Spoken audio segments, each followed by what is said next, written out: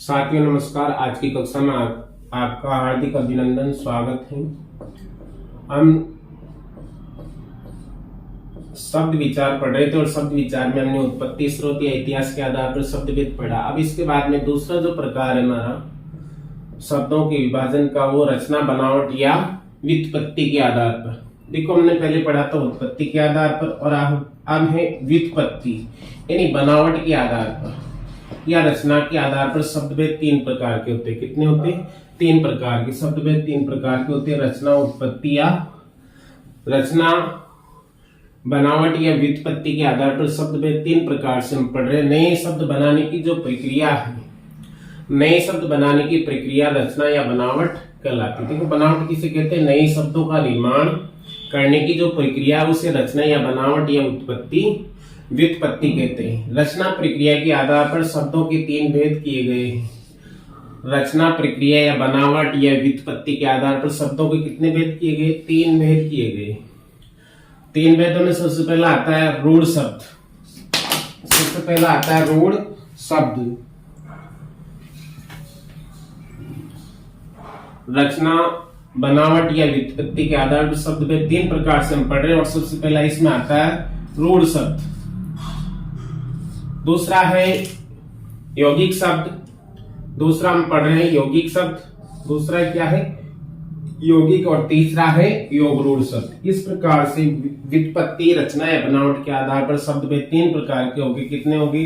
तीन प्रकार के। और सबसे पहला है रूढ़ शब्द, दूसरा है यौगिक शब्द और तीसरा है योग रूढ़ शब्द। आइए अब समझते हैं इनके शब्दों की परिभाषा समझते हैं, शब्दों के अर्थ समझते हैं कि रूढ़ क्या होता है, यौगिक क्या होता है और योग रूढ़ क्या होता है। देखो, शब्दों में परिभाषा छिपी हुई है, हम शब्दों से परिभाषा को व्यक्त करेंगे। रूढ़ शब्द ऐसे शब्द जो लंबे समय से प्रयुक्त होने के कारण क्या हो गए? किसी व्यक्ति, वस्तु या प्राणी के लिए विशिष्ट हो गए हैं, अर्थात कोई विशेष अर्थ देने लगे। लंबे समय से वो हमारे प्रचलन में होने के कारण वो किसी एक व्यक्ति, वस्तु या प्राणी के लिए क्या हो गए? विशिष्ट हो गए, अर्थात वो रूढ़ हो गए हैं। वही रूढ़ शब्द कहलाते हैं। अर्थात ऐसे शब्द जो लंबे दीर्घ काल समय से हम प्रचलन में जिनको ले रहे हैं और धीरे धीरे वो किसी व्यक्ति, वस्तु या स्थान के लिए या प्राणी के लिए विशिष्ट हो गए, उन्हें रूढ़ शब्द कहते हैं। अर्थात ऐसे शब्द जिनके दो सार्थक टुकड़े नहीं हो सकते। रूढ़ शब्द एक ऐसा शब्द होता है जिसके हम टुकड़े करें तो उनके सार्थक टुकड़े नहीं हो सकते, अर्थात अर्थ नहीं होता। जब कोई शब्द के हम टुकड़े करेंगे, जैसे पंखा है, पंखा एक वस्तु के लिए क्या है? रूढ़ हो गया है। लंबे समय से प्रचलन में होने के कारण क्या है? ये क्या हो गया है? रूढ़ हो गया। अब इसके हम टुकड़े करें तो इसके कोई सार्थक अर्थ नहीं होते हैं। अर्थात रूढ़ शब्द वे कहलाते हैं जिनके दो सार्थक टुकड़े नहीं किए जा सकते, उन्हें हम रूढ़ शब्द कहेंगे। या लंबे समय से प्रचलन में आने के कारण जो किसी व्यक्ति, वस्तु या प्राणी के लिए क्या हो गए? विशेष हो गए, विशिष्ट हो गए, अर्थात वो शब्द उसका अर्थ देने लगे। और जब इनके टुकड़े करते हैं तो टुकड़े करने पर ये सार्थक अर्थ नहीं देते। जैसे दूध, लंबे समय से प्रचलन में होने के कारण दूध क्या है? रूढ़ हो गया है। गाय है, दीपक है, रोटी, पेड़,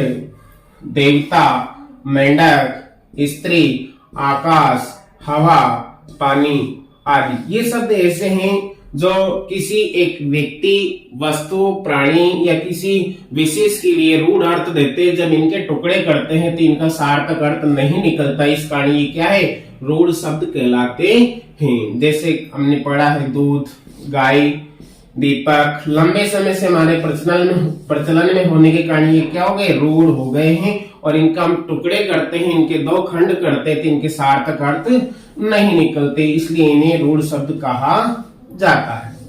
दूसरा शब्द भेद है हमारा रचना, बनावट या व्युत्पत्ति के आधार पर। दूसरा जो शब्द भेद है यौगिक शब्द। देखो, नाम से ही स्पष्ट है, यौगिक अर्थात ये शब्द क्या है? योग से बने होते हैं। किससे बने होते हैं? दो या दो से अधिक शब्दों से मिलकर बने होते हैं। यौगिक का मतलब क्या है? योग में एक प्रत्यय लगा है, अर्थात ऐसे शब्द जो दो या दो से अधिक सार्थक शब्दों से बने होते हैं। यानी सार्थक यानी दोनों शब्दों के क्या है, अर्थ होते, कोई ना कोई वो अर्थ प्रकट करते, और ये सब ऐसे शब्दों से मिलकर यौगिक शब्दों का निर्माण होता है। अर्थात वे शब्द जो दो या दो से अधिक सार्थक शब्दों से बने होते हैं तथा इनका पृथक अर्थ भी होता है, अर्थात अलग अलग टुकड़े करने पर, इनको पृथक करने पर इन अलग अर्थ भी ये प्रकट करते हैं एवं यह मिलकर संयुक्त अर्थ का बोध कराते हैं।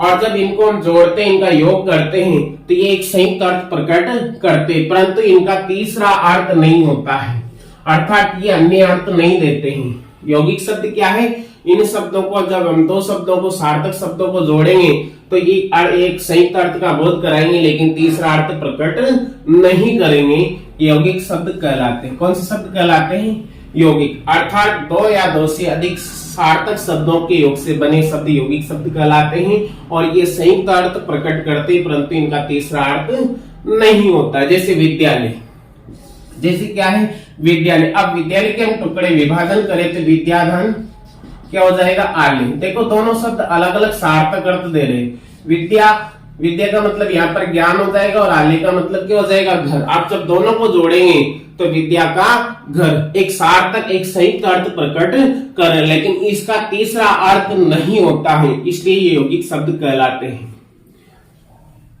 प्रतिदिन, प्रतिधन, दिन, दो शब्दों के योग से बना है प्रतिधन दिन। प्रतिधन दिन, प्रति का मतलब प्रत्येक, दिन का मतलब दिन, यानी प्रत्येक दिन यानी हर दिन।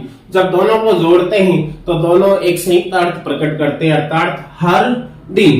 दूध वाला, देखो दूध प्लस वाला, वाला यहाँ पर प्रत्यय है, दूध में वाला प्रत्यय जुड़ा है, दोनों के अलग अलग अर्थ है, लेकिन जब संयुक्त हमने जोड़ा है, यौगिक शब्द का निर्माण किया है दो अलग अलग सार्थक शब्दों से, तो क्या अर्थ देता है, संयुक्त अर्थ प्रकट करता है। जैसे राष्ट्रपति है, राष्ट्रधन पति, राष्ट्रधन पति। राष्ट्र का मतलब एक देश, एक भूखंड, एक भूभाग, और पति एक सामान्य अर्थ देता है। इस प्रकार दोनों को हम जोड़ते हैं तो एक सार्थक या संयुक्त अर्थ प्रकट करते। इस प्रकार से यौगिक शब्द वे होते हैं जो दो अलग अलग सार्थक शब्दों के मेल से बने होते हो और एक संयुक्त अर्थ प्रकट करते या संयुक्त अर्थ का बोध कराते, परंतु इनका तीसरा अर्थ नहीं होता है, यौगिक शब्द कहलाते। जैसे प्रेम सागर, प्रेम अपने आप में अर्थ प्रकट करता है, सागर देखिए आप, दोनों का अलग अलग सार्थक अर्थ है। अब दोनों को जब हम जोड़ देते हैं तो प्रेम सागर, प्रेम रूपी सागर, प्रेम का सागर या प्रेम रूपी सागर एक संयुक्त अर्थ प्रकट कर रहे। महर्षि, महाधन ऋषि, महाधन ऋषि। देखो दोनों अलग अलग सार्थक अर्थ प्रकट कर रहे हैं और दोनों का जोड़ देते हैं तो महान है जो ऋषि, अर्थात महर्षि उसे हम कहें। कुपुत्र, को उपसर्ग है, पुत्र दो शब्दों के योग से बना, कुक का मतलब बुरा, पुत्र का मतलब पुत्र या पुत यानी बुरा पुत्र, संयुक्त अर्थ प्रकट कर रहा है। जल धारा यानी जल की धारा। आदि शब्द अर्थात वे शब्द जो दो या दो से अधिक सार्थक शब्दों के मेल से बने होते हैं, परंतु इनका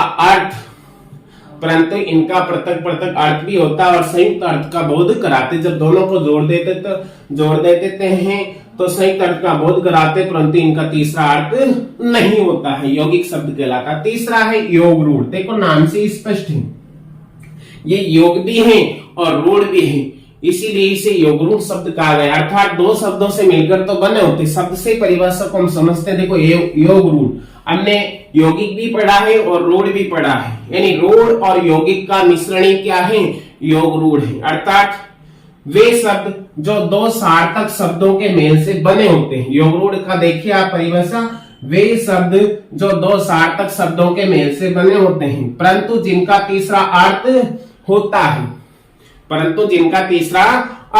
है, अर्थात वह शब्द जो विशेष अर्थ के लिए रूढ़ हो गए हैं, योग रूढ़ शब्द कहलाते हैं। पहली शर्त क्या है कि ये दो या दो से अधिक सार्थक शब्दों के मेल से बने होते हैं और ये सामान्य अर्थ प्रकट न करके तीसरा अन्य अर्थ प्रकट करते हैं, विशेष अर्थ प्रकट करते हैं, अर्थात किसी विशेष अर्थ के लिए ये क्या हो जाते हैं, रूढ़ हो जाते हैं, इसलिए योग रूढ़ शब्द कहा जाता है। क्या कहा जाता है, योग रूढ़ शब्द कहा जाता है। देखो तीनों भिन्न भिन्न शब्द हैं। रूढ़ शब्द टुकड़े करें तो सार्थक अर्थ नहीं देता। यौगिक शब्द क्या है? दो या दो से अधिक सार्थक शब्दों के मेल से बने होते हैं, परंतु इनका पृथक अर्थ भी होता है, तीसरा अर्थ नहीं होता। योग रूढ़ दो या दो से अधिक सार्थक शब्दों के मेल से बने होते हैं, परंतु इनका तीसरा अर्थ भी होता है, अर्थात ये किसी विशेष अर्थ को प्रकट करते, अर्थात सामान्य अर्थ प्रकट न करके विशेष के लिए रूढ़ हो गए, ऐसे शब्द योग रूढ़ शब्द कहलाते।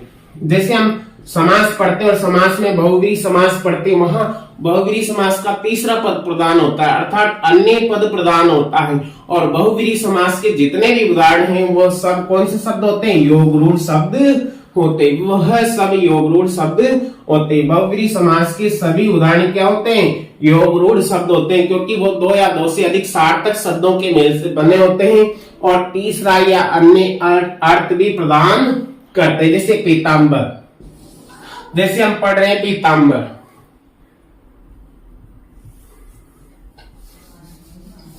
देखिए पीताम्बर, देखो पीत धन अंबर, दो शब्दों के योग से बना। हम कह रहे हैं कि योग रूढ़ शब्द क्या है? दो सार्थक शब्दों के योग से बनता है। पीत का अर्थ होता है पीला, पीत का अर्थ क्या होता है? पीला।